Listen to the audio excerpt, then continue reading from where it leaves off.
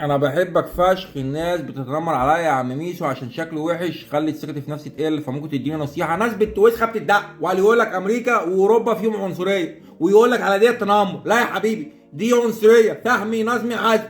هم ضحكوا علينا وقال لك تنمر. التريقه على الشكل عنصريه، اللون عنصريه، الدين عنصريه، التعامل بين الناس عنصريه.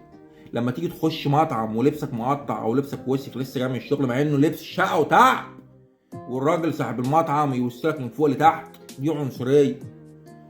تيجي تتقدم لواحده وانت اسمر وهي بيضه واهلها انت هتتجوز واحد اسود يا بنت، دي عنصريه.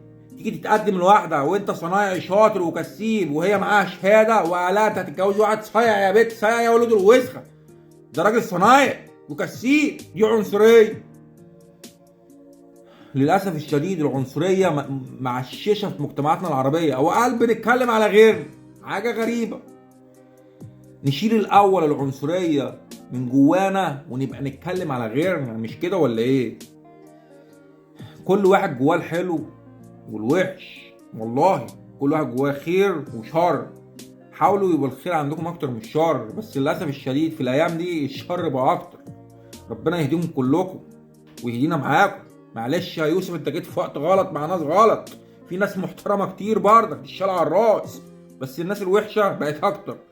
معلش، كل سنه وانتم طيبين. نسيت اقول لكم، من سنه اتقدمت لواحده في امريكا هنا، عربيه، اهلها العرب عايزين 2 كيلو دهب مع ان اخرها 2 كيلو زيت.